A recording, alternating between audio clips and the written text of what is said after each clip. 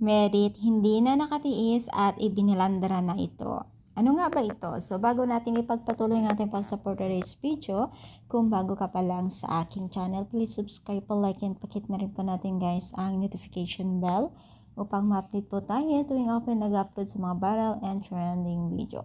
Alam niyo ba guys na itong si Merit ay tila hindi rin po nakatiis na ibahagi po ang kanilang nararanasan ngayon at napakadami po ang kanilang appointment ngayon, no? So ngayong December ay talagang punong-puno po ang kanilang schedule sa mga social media at syempre sa mga kahilingan din po ng mga sarili nilang taga-supporters itong dalawang mag-love team na si James at Medit, no? So syempre dahil dito ay iba't ibang reaction din po ang kanilang natamo o natanggap dahil po sa kanilang nakitang consistent na dalawang mag-love team na ito at ito ay iba't ibang social media or media po talagang nag-iimbita sa kanila, lalo-lalo na dito sa kanilang school, sa school ni Medit. Napakaliwanag po ang kanyang career ngayon dahil marami po siyang opportunity ngayon at syempre hindi pa nawawala dyan itong si James na support naman sa kanya.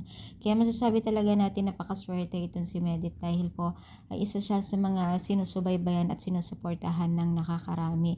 At syempre nandyan yung pagiging isang humble niya at sana hindi siya magbago sa kanyang pinapakita sa mga netizens at pagtulong at kung paano niya handle ito para mapanatili ang tiwala ng tao sa kanila. Bagamat po talagang may mga bagay o something talaga na negative na nangyari sa ating buhay, pero hindi pa rin po ito sagabal para sa kanya.